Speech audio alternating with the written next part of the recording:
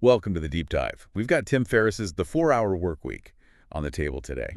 You sent it in, and our job here is to really cut through the noise, pull out the key insights for you. Right. We want to help you design a life with, well, more freedom, less stress. That's the goal. And the idea is to give you actionable stuff you can use now, not, decades down the line. We know you value getting to the point quickly. Exactly. So this book, it really challenges the standard work-life model, doesn't it? It absolutely does. It kicks off with a pretty big question, actually. Which is? What would you do if money wasn't an issue? Like, at all? That question really sets the stage. It's the launch pad for everything else, really. And Ferriss gives us a framework to tackle that. DEL. DEL, yeah. Definition, elimination, automation, and liberation. It's like a roadmap. Okay, let's break that down, starting with D, definition. Yeah. What's the traditional view Ferriss wants us to rethink? Well, the standard script is, work hard for 40-plus years, put your dreams on hold. And hope for a good retirement, way off in the distance. Exactly. That whole deferred life plan. Ferriss basically asks, why put off living until you're, 65 or 70? Right. So instead, he talks about lifestyle design. What does that actually mean in practice for someone listening? Lifestyle design. It's about consciously building a life around what you actually value. Freedom, flexibility, meaning, whatever it is for you. It's proactive, not just accepting the default path. Precisely. And a key part of this is his idea of mini retirements. Ah, yes. I found that interesting. Instead of one big one at the end. You sprinkle shorter breaks throughout your life, maybe a month here, 3 months there. To travel, learn something new, just recharge. Yeah, exactly. It's about distributing that freedom, avoiding burnout. Think about it. When was the last time you felt really refreshed? Could you build more of that in now? Good point. Prevents burnout too. And to make any of this happen, these mini retirements are just designing your life. The book says we need to get specific. Ditch the vague wishes. Absolutely. Vague goals like, I want more success or I want to be happy, they're not very helpful. Jalezi. Right. Ferriss pushes you to translate those into concrete, actionable goals with deadlines. So instead of, I want to travel more, It's, I will spend 3 weeks in Italy next September, and here are the first 3 steps I'll take this month to make it happen. okay, much more tangible. It forces clarity. What's a vague goal you might have, listener? How could you make it specific, time-bound? That specificity is crucial. It's step 1. All right, so we've defined, now we hit E-elimination. This isn't just standard time management, is it? The book kind of pushes back on that. Yeah, it does, because often time management is just about cramming more stuff into the same amount of time, getting more efficient at doing things that maybe shouldn't be done at all. Ah, okay. So elimination is about cutting things out entirely. Exactly. Identify the tasks, the commitments, the distractions that don't actually contribute much to those goals you just defined. Yeah. And be ruthless about cutting them. It's not about doing more faster, it's about doing less of the unimportant stuff. Which brings us to the 80-20 rule, Pareto principle. Can you give us a quick refresher on that? Sure. The basic idea is that usually about 80% of your results come from only 20% of your efforts. The vital few driving most of the impact. Right. So the book urges you to figure out, what is your 20% in your job, your business, even your personal life? What activities give you the biggest bang for your buck? And then double down on those. Double down on those and seriously question, reduce, or just stop doing the other 80%, the low-impact stuff. Think about recent projects. Which parts really make the difference?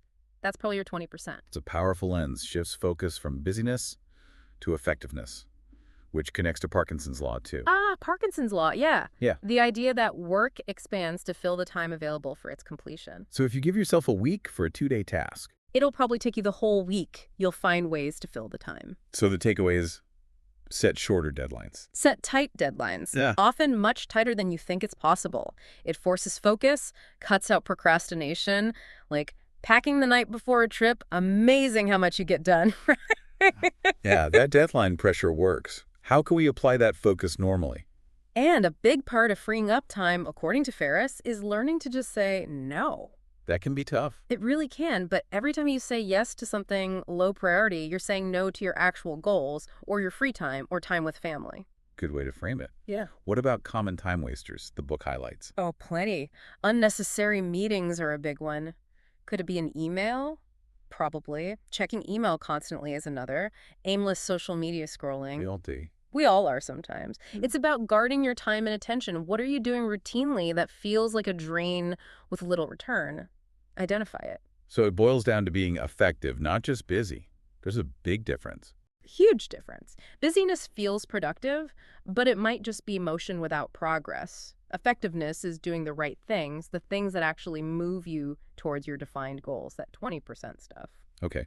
Defined goals, eliminated the waste. Next up is A, automation. This sounds like making money without trading time directly. That's the core idea. Is it? Ferriss talks about creating muse businesses. Use businesses. Yeah, ventures designed to generate income more passively. They don't need your constant hands-on involvement to run and make money. Not necessarily building the next Google, often smaller, cash flow focused things. And he gives concrete examples, things people listening could actually explore. Definitely. Things like dropshipping, selling products online without holding inventory. Okay. Or creating digital products, ebooks, courses, templates. You create it once, sell it many times. Scalable. Very. And affiliate marketing, earning commissions, promoting other people's stuff. The key is setting up systems so sales and fulfillment happen mostly without you. Systems. Yeah. Which involves help.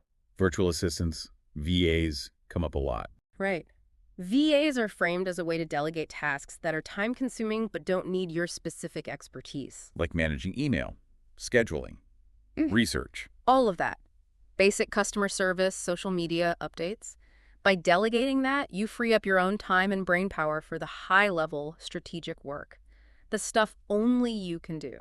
Makes sense. And it's not just people, right? Tech plays a role too, like autoresponders. Absolutely. Autoresponders for email can handle common questions, basic follow-ups. Outsourcing other functions, accounting, web design, whatever, further reduces your direct workload. Building systems that run themselves, more or less. That's the goal. And importantly, he often focuses on business models that don't need massive startup capital, making it feel, well, more achievable for the average person. Got it. So definition, elimination, automation brings us to L, liberation.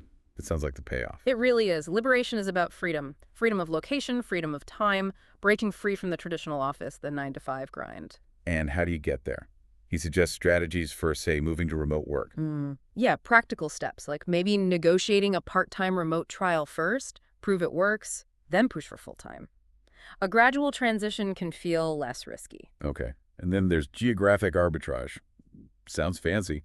What is it? It's actually a pretty simple concept, just leveraging cost of living differences. How so? Earn money in a strong currency maybe from clients in the US or UK, but live somewhere the cost of living is much lower, like Southeast Asia or parts of Latin America. So your money goes way further. Exactly. Your purchasing power skyrockets.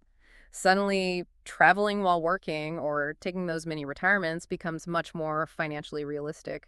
Earning dollars, spending pesos, basically. That really makes location independence seem more possible. So liberation ties it all together. Work where you want, take those breaks. Right. It circles back to that core idea, building a life you don't need to escape from.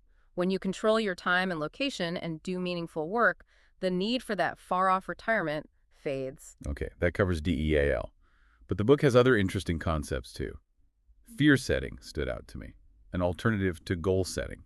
Yeah, fear setting is fascinating. Instead of just visualizing success, you actively define your fears. How does that work?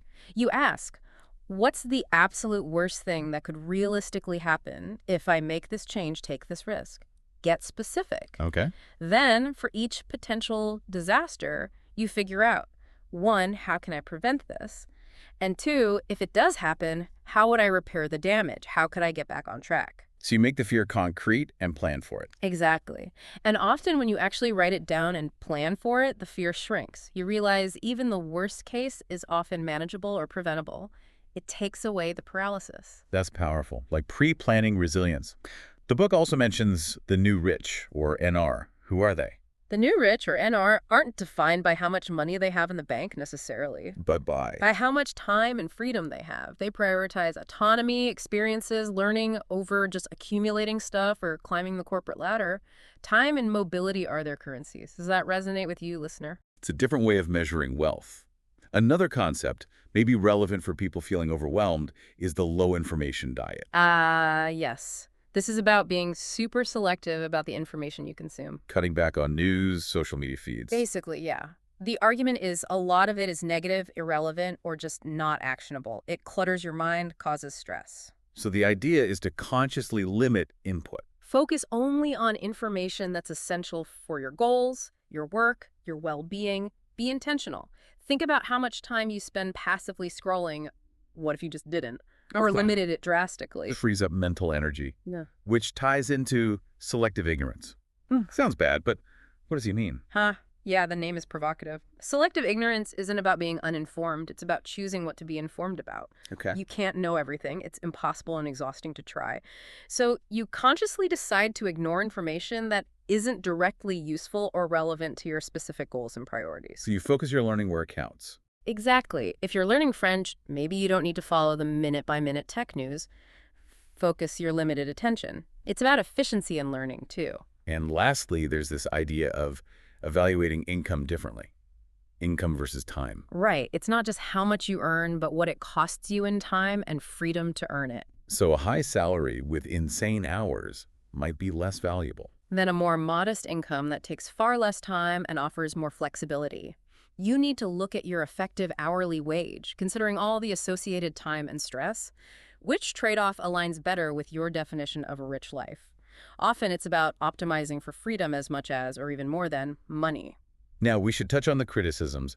The 4-hour work week definitely gets pushback. Yeah. What are some common points? Well, a big one is that, not everyone can automate their job or easily start an online news business. Some jobs need you there in person. Right. Not every job translates well to remote work either, even now. True.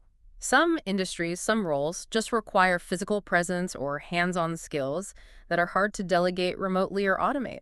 That's a fair point. And the title itself, 4-hour work week. People take that literally, right? Absolutely. And let's be honest, working only 4 hours a week is, well, not the reality for most people, even those who apply these principles successfully. So it's more aspirational. It's more of a mindset shift.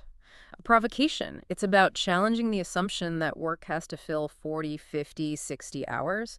It's about efficiency, achieving more with less input, less wasted effort, not necessarily hitting a literal 4 hours. So for listeners thinking, this sounds great, but totally unrealistic for me right now, what's the takeaway? The key message, I think, is that you don't have to do everything at once. Start small. Like what? Maybe experiment with a small side project, test the waters with creating something online, or have that conversation about trying one remote day a week. Or just identify one time-wasting habit like checking email first thing and eliminate it. Exactly. Apply the principles of elimination, automation, even in small ways within your current situation. Those small wins add up. The core ideas are adaptable. So it's not all or nothing. It's about shifting your thinking towards more freedom, more control, starting wherever you are. Precisely. Question the defaults. Challenge the norms. Take some kind of step, however small, towards a life designed more intentionally around what matters to you. Okay. So recapping, that DEAL framework. Define, eliminate, automate, liberate. It's a solid starting point for anyone wanting to rethink work and life. It really is. Gives you a structure, a sequence to follow. Right. And building on that, here's a final thought to chew on. We talked about fear setting, defining your fears about making a change. Now flip that. Use the same process, but consider the risks, the potential worst-case scenarios of not seeking more freedom, more flexibility. What does that future look like if you just stay on the current path? Ooh, that's a good one. The cost of inaction. Yeah. How does that potential future compare to the fears you have about trying something different? That's definitely something to reflect on. And as you do, maybe ask, Yeah. which idea from today resonated most? Was it elimination? Mini retirements, fear setting. Yeah. What's one tiny concrete step you could take, maybe even today or tomorrow, to explore that one idea a little bit further in your own life? That first small action. That's often the hardest, but also the most important.